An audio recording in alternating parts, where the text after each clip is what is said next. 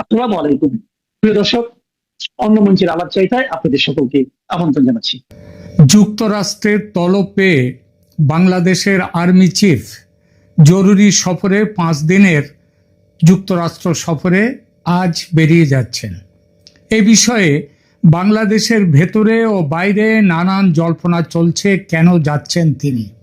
কেউ বলছেন এই সফরের উদ্দেশ্য অস্ত্র কিনে প্রেসিডেন্ট ট্রাম্পকে খুশি করা, কারো মতে আগামীতে বাংলাদেশের রাজনীতি কোন পথে চলবে সে বিষয়ে মার্কিনীদের আদেশ গ্রহণ করা। আবার এমন জল্পনাও চলছে যে পাকিস্তান ইরান যুদ্ধে জড়াতে চায় না বলে সৌদি আরবকে তারা জানিয়ে দিয়েছে যে তারা এই যুদ্ধে জড়াবে না। আর তার ফলে সেই জায়গায় বাংলাদেশি সেনাকে ইরানে গ্রাউন্ড অফেন্সিভ বা স্থল যুদ্ধের জন্য ব্যবহার করতে চায় আমেরিকা ইরানের বিরুদ্ধে। তাই ডেকে পাঠানো হয়েছে জেনারেল ওয়াকারুজ্জামানকে।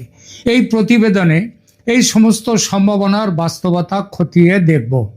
আজ 29শে মার্চ 2026। এই সময়ে দাঁড়িয়ে ভূ রাজনীতি এবং বাংলাদেশের অভ্যন্তরীণ প্রেক্ষাপটে এই সফরের নানাবিধ ব্যাখ্যা ও জল্পনা থাকা অস্বাভাবিক নয়, বরং সেই জল্পনা না থাকলেই সেটাই অস্বাভাবিক হতো। প্রাপ্ত তথ্য অনুযায়ী জেনারেল ওয়াকারুজ্জামান আজ 29শে মার্চ 2026 সকালে একটি 5 দিনের সরকারি সফরে নিউ ইয়র্কের উদ্দেশ্যে রওনা হচ্ছেন। এটি সেনাপ্রধান হিসেবে দায়িত্ব নেয়ার পর তার দ্বিতীয় যুক্তরাষ্ট্র সফর। এর আগে 2024-এ শেখ হাসিনার পতনের পর তিনি যুক্তরাষ্ট্র ও কানাডা সফর করেছিলেন। এবার তার সফর সঙ্গী হিসেবে আছেন তার স্ত্রী সারানাজ কমলিকা জামান। এছাড়া সামরিক ডেলিগেশনেও আছেন 3 জন ব্রিগেডিয়ার জেনারেল। শুধু স্ত্রীকে নিয়ে সস্ত্রীক যাচ্ছেন তা নয়, 3 জন ব্রিগেডিয়ার জেনারেল মোহাম্মদ সারাফউদ্দিন খান, নাজমুল হাসান এবং মোহাম্মদ এহসানুল হক, এই 3 জনকে নিয়ে যাচ্ছেন এবং একজন ক্যাপ্টেন পদমর্যাদার এডিসিও রয়েছেন তাদের সঙ্গে। সেনা দপ্তর সূত্রে জানা গেছে, যারা বলছে এটা নাকি ব্যক্তিগত সফর, কারণ জর্জিয়া অঙ্গরাজ্যের সিনেটর বাংলাদেশি মুলুকের শেখ রহমানের আমন্ত্রণে এই সফর হচ্ছে। তবে এটা সেই শাক দিয়ে মাছ ঢাকার মতো ব্যাপার। সিনেটর শেখ রহমান ভদ্রলোক একেবারে 3 ব্রিগেডিয়ার জেনারেল সহ আর্মি জেনারেলকে নিমন্ত্রণ পাঠাবেন, আর সেই নিমন্ত্রণ রক্ষা করতে সবাই ঊর্ধ্ববাহু হয়ে ছুটবেন, এটা পাগলেও বিশ্বাস করবে না। এখানে একটা জিনিস, এই বিষয় নিয়ে সফর নিয়ে সংবাদ আছে, কিন্তু চিঠির পূর্ণ পাঠ বা অফিসিয়াল কপি প্রকাশ্যে নেই। মার্কিন দূতাবাসের অফিসিয়াল নোটে potential acquisition of US origin equipment নিয়ে আলোচনা হওয়ার কথা স্পষ্টভাবে বলা আছে। ঢাকার মার্কিন দূতাবাস যে potential acquisition of US origin অর্থাৎ আমেরিকায় তৈরি অস্ত্রশস্ত্র কেনার ব্যাপারে আলোচনা হবে। এছাড়া অফিসিয়াল নোটে আরও বলা আছে ইন্টার অপারেবিলিটি, মানে পারস্পরিক বোঝাপড়া, তাদের অপারেশন করা, তারপর operability, capabilities, shared security interest, exercise, disaster response এবং সাপোর্ট, এই সব কথা আছে। ট্রাম্পকে খুশি করা ধরনের কোনো ভাষা সেখানে নেই, কিন্তু অর্থাৎ সফরের পুরো ব্যাপারটাই রহস্যের চাদরে ঢাকা। শুধু বাংলাদেশের সেনা সূত্রে যা জানা যাচ্ছে, আমেরিকার ডাক এসেছে বটে, তবে কে চিঠি দিল, কবে চিঠি দিল, চিঠিতে কি আছে সে সম্পর্কে সবার মুখে একেবারে কুলুপাঁটা। আর মাছ ঢাকতে শাক হিসেবে রাখা হয়েছে ওই এক বাংলাদেশি মূলের সেনেটরের চিঠি, শেখ রহমানের চিঠি। এবার আসি, তিনি জর্জিয়ার ওই অঙ্গরাজ্যের, তিনি হচ্ছেন সেনেটর। এবার আসি মার্কিন দূতাবাসের অফিসিয়াল নোটে যা বলা হয়েছে সেই বিষয়ে এবং বাজারে সফরের কারণ হিসেবে যেসব খবর ভেসে বেড়াচ্ছে সেই আলোচনায় এবার আসে। প্রথমে দেখা যাক প্রেসিডেন্ট ট্রাম্পকে খুশি করতে অস্ত্র ক্রয় ও প্রতিরক্ষা চুক্তির বিষয়টি। যুক্তরাষ্ট্রে বর্তমান প্রেসিডেন্ট ডোনাল্ড ট্রাম্পের প্রশাসন ক্ষমতায় 2024 ষড়যন্ত্রমূলক অভ্যুত্থানের মূল চিত্রনাট্যকার ও পরিচালক ছিল এই মার্কিন যুক্তরাষ্ট্র এবং তাদের ডিপ স্টেট। মোহাম্মদ ইউনূস আমেরিকার প্রোডাক্ট। ইউনূসের 1.5 বছরে বাংলাদেশ কার্যত আমেরিকার উপনিবেশ হয়ে উঠেছিল। তারপর বাংলাদেশে গত ফেব্রুয়ারিতে অনুষ্ঠিত নির্বাচনে তারেক রহমানের নেতৃত্বাধীন বিএনপি সরকার ক্ষমতায় এলো। এটা আমেরিকার অভিপ্রেত ছিল না, তারা চেয়েছিল আরও বশংবদ হবে জামাতকে। এই খবর দিয়েছে আমরা নেই, এটা দিয়েছে স্বয়ং ওয়াশিংটন পোস্ট। মৌলবাদী ও জঙ্গিদের নিয়ে আমেরিকার খেলা করা এবং ঘর করার একটা পুরনো ইতিহাস আছে। এই যে ওসামা বিন লাদেন, তার তাকেও কিন্তু প্রতিপালন করেছিল আমেরিকা। তারেক রহমান নির্বিঘ্নে দেশে ফিরেছেন ও বিপুল বিজয় নিয়ে ক্ষমতায় বসেছেন। এর পেছনে আছে শোনা যায় ভারতের ইঞ্জিনিয়ারিং ফলে এটা হয়েছে। কথাটা কে স্বীকার করেছেন? এটা বাইরের, এটা বাংলাদেশের সবাই জানে। আর এটা স্বীকার করেছেন স্বয়ং তুলসী গ্যাবার্ড, আমেরিকার গোয়েন্দা বিভাগের যিনি সর্বাধিনায়িকা। এই পরিস্থিতিতে আমেরিকা ড্যামেজ কন্ট্রোলে নেমেছে তারেক সরকারের সঙ্গে সম্পর্কের রসায়নটা ঠিক করে নিতে, অর্থাৎ সেনাপ্রধানকে ডেকে। যে কোনো নতুন সরকার যখন ক্ষমতায় আসে, বিশেষ করে ডোনাল্ড ট্রাম্পের মতো আমেরিকা ফার্স্ট নীতিতে বিশ্বাসী কোনো নেতার সঙ্গে সম্পর্ক দৃঢ় করতে হলে তাদের অর্থনৈতিক ও সামরিক সুবিধা দিতে হবে এবং সেই সব লেনদেন একটি বড় প্রভাবশালী শক্তি হিসেবে কাজ করে। কার বিরুদ্ধে যুদ্ধের প্রস্তুতি নিতে চাইছে বাংলাদেশ, সেটা গবেষণার বিষয়। কারণ তার 3.5 দিকেই হচ্ছে ভারত, একটুখানি অংশে রয়েছে বঙ্গোপসাগর, আর সামান্য কিছুটা অংশ রয়েছে মায়ানমার। তো ভারতের সঙ্গে তাহলে টক্কর দেবে। এখন ভারতের সঙ্গে পাঞ্জা লড়তে গেলে যে প্রস্তুতির দরকার, যে সামরিক সরঞ্জামের দরকার, সেটা করবার সামর্থ্য এবং অবস্থানগত সুবিধা বাংলাদেশের আদৌ আছে কিনা সেটা ভেবে তবে বাংলাদেশের এগোনো উচিত ছিল। বঙ্গবন্ধু এটা বলেছিলেন বলেই তিনি বলেছিলেন আমাদের এত সেনাবাহিনী রাখার কি দরকার, সেনাবাহিনীর চারদিকেই তো আমাদের ভারত, সুতরাং ভারতই তো আমাদেরকে স্বাধীন করে দিয়েছেন। তাহলে সেনাবাহিনীর ওপর ওই জন্য তিনি জোর দেননি। তবে সেটা অন্য প্রসঙ্গ, কথায় কথায় চলে এলো, আপাতত সে প্রসঙ্গটা রেখে দিই। বাংলাদেশের সেনাবাহিনী দীর্ঘকাল ধরেই তাদের সামরিক সরঞ্জাম আধুনিকায়নের জন্য ফোর্সেস গোল 2030 নামে একটা মডেল অনুসরণ করছে। এই সফরের মাধ্যমে মার্কিন অত্যাধুনিক প্রযুক্তি বা হেলিকপ্টার ক্রয়ের আলোচনা গতি পেতে পারে, যা দুই দেশের সামরিক সম্পর্ককে নতুন উচ্চতায় নিয়ে যাবে। তবে এটা তো কেবল খুশি করা নয়, বরং পরিবর্তিত বৈশ্বিক পরিস্থিতিতে চীনের উপর নির্ভরতা কমিয়ে পশ্চিমা সরঞ্জাম, বিশেষ করে আমেরিকান সরঞ্জামের দিকে ঝুঁকে পড়ার একটি কৌশলগত পদক্ষেপও হতে পারে। আর চীনের সঙ্গে লেনদেন যে করা যাবে না, সে চুক্তি ইউনূসের আমলে তো, গোপন চুক্তি ইউনূসের আমলে তো হয়েই গেছে। চট্টগ্রাম বন্দর ও মানবিক করিডোরের ব্যাপারে তার ঘোর বিরোধিতার কথা ইতিপূর্বে সেনাপ্রধান বারবার বলেছেন।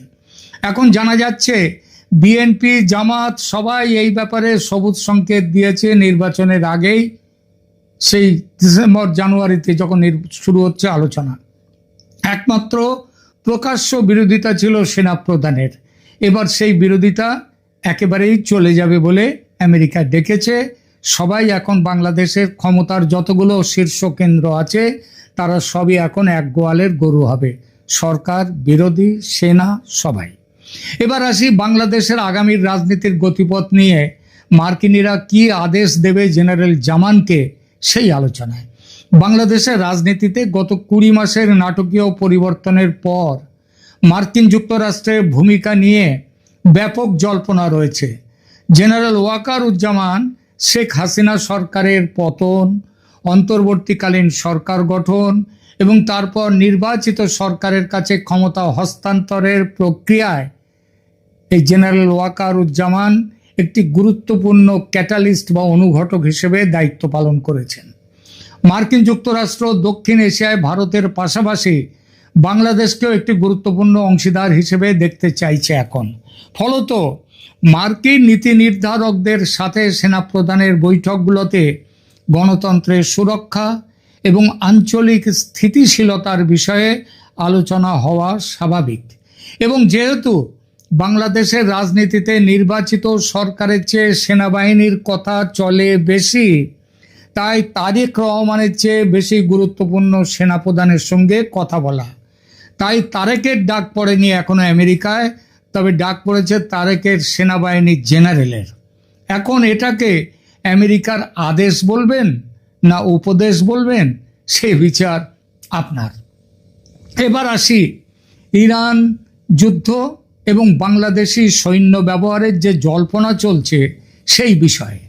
ইরান ইসরায়েল যুক্তরাষ্ট্র যুদ্ধে বাংলাদেশি সৈন্য ব্যবহারের সম্ভাবনা নিয়ে জল্পনা শুধু যে সোশ্যাল মিডিয়াতে তা নয়, মেন স্ট্রিম মিডিয়াতেও শুরু হয়েছে।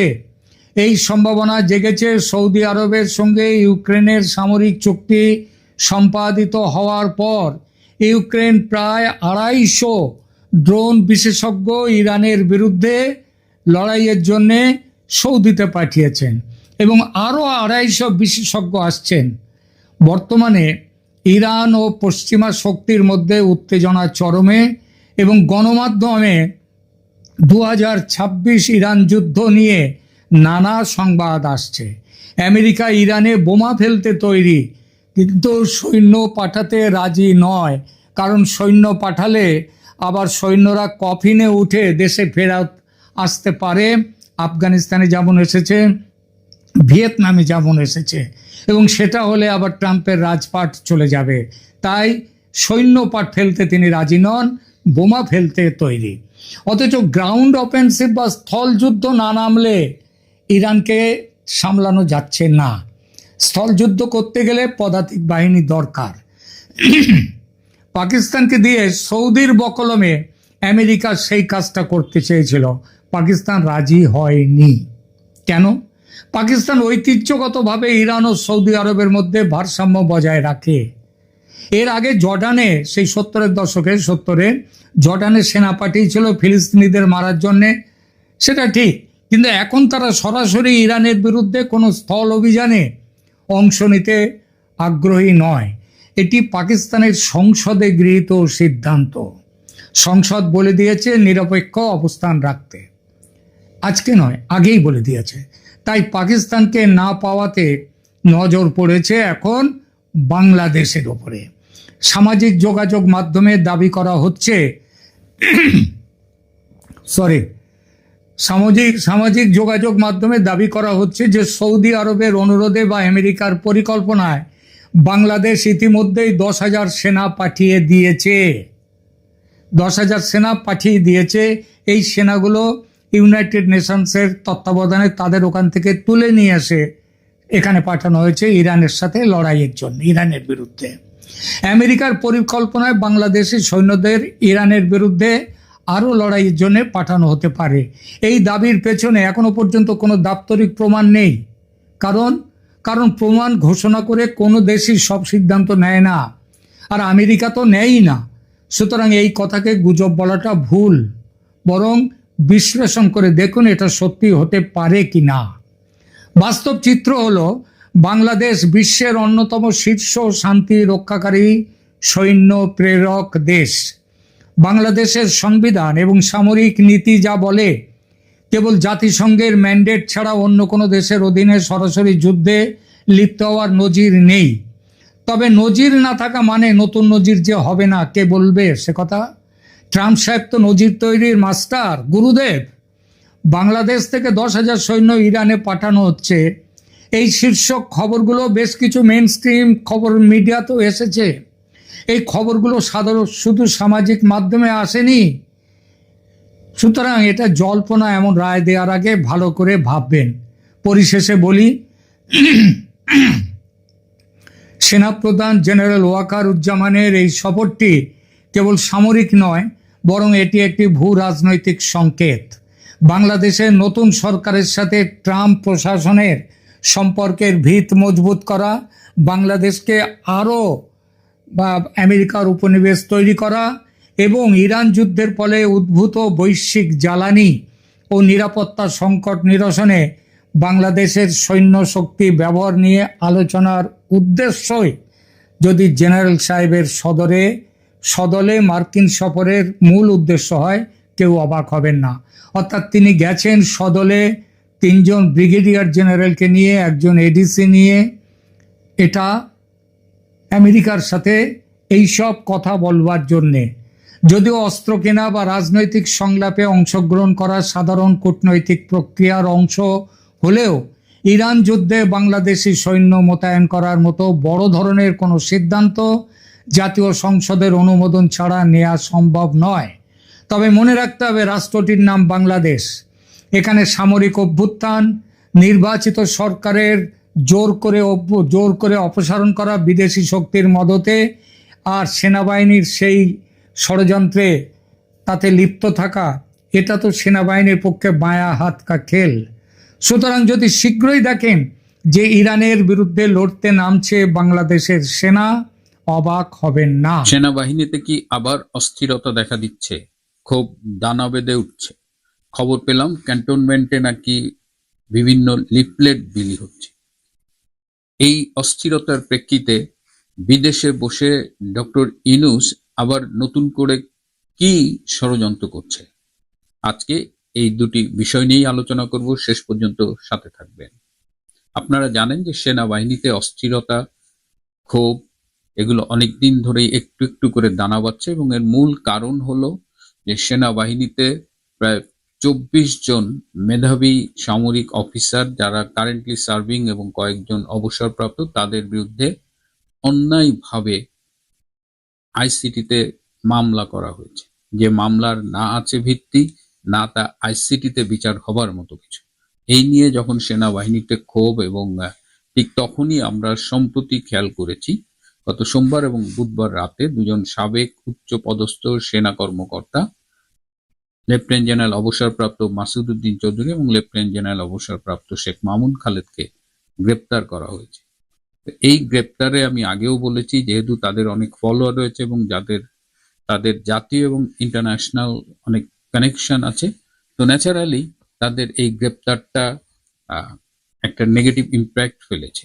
এবং খবর পেলাম যে ক্যান্টনমেন্টে রাজনৈতিক উদ্দেশ্য হাসিলের লক্ষ্যে মেধাবী অফিসারদের হয়রানি বন্ধ করার দাবিতে লিফলেট বিলি করা হচ্ছে। কে বা কারা এই লিফলেটগুলো বিলি করেছে সেটি এখনো না জানা গেলেও বোঝাই যাচ্ছে সেনাবাহিনীর সেই ক্ষুব্ধ অংশটাই এই কাজটি করেছে, যারা এই আর্মি অফিসারদের এভাবে হ্যারাস করা অন্যায়ভাবে এবং টার্গেটেড বেছে বেছে মেধাবী কর্মকর্তাদেরই হ্যারাস করা হচ্ছে এবং তাদের বিরুদ্ধে যে অভিযোগ আনা হয়েছে সেগুলো সবই মিথ্যে, বানোয়াট এবং স্রেফ হয়রানি করার জন্য। ক্যান্টনমেন্টে যখন অস্থিরতা, যখন লিফলেট বিলি হচ্ছে, তখন আমরা জানি যে সদ্য বিদায়ী প্রধান উপদেষ্টা ডক্টর ইউনূস তিনি তার গার্লফ্রেন্ড লামিয়া মোর্শেদকে নিয়ে জাপান গিয়েছে। এবং জাপান তিনি যে কারণেই যাক, জাপানের একটা অন্যতম কারণ ছিল তিনি শিনজো আবে, জাপানের সাবেক প্রধানমন্ত্রী, তার স্ত্রী আকিয়ে আবের সাথে দেখা করেন। শিনজো আবের কথা আপনাদের মনে আছে, তিনি 2022 সালে 8ই জুলাই নির্বাচনী প্রচারণাকালে গুলিবিদ্ধ হয়ে মারা যান এবং যে তাকে গুলি করে তাকে গ্রেপ্তার করা হয়েছে এবং সে বলেছে যে শিনজো আবের একটি ধর্মীয় গোষ্ঠীর সাথে সম্পৃক্ততা ছিল, এই জন্য গুলি করেছে। শিনজো আবে 2 দফায় জাপানের প্রধানমন্ত্রী ছিলেন, 2006 সেপ্টেম্বর থেকে 2007 সেপ্টেম্বর এবং 2012 থেকে 2020 সাল পর্যন্ত, এবং তিনি longest serving Japanese prime minister. এবং তার আবেনোমিক্স, তার অর্থনীতিতে যে ভূমিকা, তিনি জাপানের অর্থনীতিতে যে অবদান রেখেছিলেন সেজন্য তাকে শ্রদ্ধার সাথে স্মরণ করা হয় এবং তার স্ত্রীকে মানুষ ফার্স্ট লেডি হিসেবেই জানে। এই আকিয়ে আবের সাথে দেখা করে ডক্টর ইউনূস তার সেই রাষ্ট্রপতি হবার খায়েশ ব্যক্ত করেছেন। তিনি অনুরোধ করেছেন যে আকিয়ে আবে যেন বাংলাদেশের প্রধানমন্ত্রী তারেক রহমানকে ফোন করে অনুরোধ করেন যে ডক্টর ইউনূসকে যেন রাষ্ট্রপতি বানানো হয়। আকিয়ে আবে তারেক রহমানকে ফোন করেছিলেন এবং তারেক রহমান স্বভাবতই আকিয়ে আবের সাথে কথা বলেছেন, কিন্তু আকিয়ে আবেকে এক্স্যাক্টলি কি বলেছেন সেটি জানা যায়নি। বিএনপির সূত্রে যতটুকু জেনেছি যে ডক্টর ইউনূসকে রাষ্ট্রপতি বানানোর মতো ভুল কিংবা এ ধরনের কোনো ঝুঁকি নেবার ইচ্ছে বিএনপির নেই। বিএনপি খুব ক্লিয়ারলি বলেছে যে এই রাষ্ট্রপতি নির্বাচন নিয়ে আওয়ামী লীগ যে ভুলগুলো অতীতে করেছে তা থেকে শিক্ষা নিয়ে বিএনপি ওই পথে আর হাঁটবে না। বিএনপি খুব ভালো করেই জানে যে ডক্টর ইউনূসকে রাষ্ট্রপতি বানালে তাদের সরকারের অস্তিত্ব নিয়েও মাঝে মধ্যে টান পড়তে পারে এবং এ কারণে বিএনপি বর্তমান যিনি রাষ্ট্রপতি রয়েছেন, যদিও তিনি আওয়ামী লীগ আমলের নির্বাচিত রাষ্ট্রপতি শাহাবুদ্দিন চুপ্পু, তাকেই তারা কিছুদিন কন্টিনিউ করবে, হয়তো 1 বছর চুপ্পুকে রেখে তারপর তারা তাদের নিজেদের পছন্দের কাউকে রাষ্ট্রপতি বানাবেন। That is the current plan. এবং যেহেতু বিএনপির 3-4 জন রাষ্ট্রপতি পদপ্রার্থী রয়েছেন, কিন্তু বিএনপি এই মুহূর্তে তাদের মধ্য থেকে কাউকে রাষ্ট্রপতি বানিয়ে বাকিদের কষ্ট দিতে চান না। তো এই অবস্থায় ডক্টর ইউনূস যে শুধু আকিয়ে আবেকে দিয়ে তারেক রহমানকে ফোন করেছেন তা না, আরো 2 জন প্রভাবশালী বিশ্বের 2 জন ফোন করেছিল তারেক রহমানকে এবং ইউনূস চেষ্টা করে যাচ্ছে। ইউনূস এতটাই নির্লজ্জ, সে চেষ্টা করে যাচ্ছে যে করেই হোক তার রাষ্ট্রপতি হতে হবে। এদিকে ডক্টর ইউনূসের জাপান সফরের সময় তার অপর সঙ্গী লামিয়া মোর্শেদ, যিনি এসডিজির মুখ্য সমন্বয়ক ছিলেন, ইউনূস যাবার আগে এই লামিয়া মোর্শেদ, ঢাকা বিশ্ববিদ্যালয়ের সাবেক ভিসি ডক্টর নিয়াজ আহমেদ এবং আরেকজন সাবেক সচিব সেলিম উদ্দিন, 3 জনকে রাষ্ট্রদূত বানানোর প্রক্রিয়া শুরু করে গিয়েছিলেন। কিন্তু বর্তমানে তারেক রহমানের সরকার এই 3 জনের রাষ্ট্রদূত হবার প্রক্রিয়াটাকে বাতিল করে দেন। এছাড়াও আরো 5টি দেশ থেকে রাষ্ট্রদূতদের বাংলাদেশে ফিরিয়ে আনা হচ্ছে। অর্থাৎ ইউনূসের কুফা লেগেই গেছে।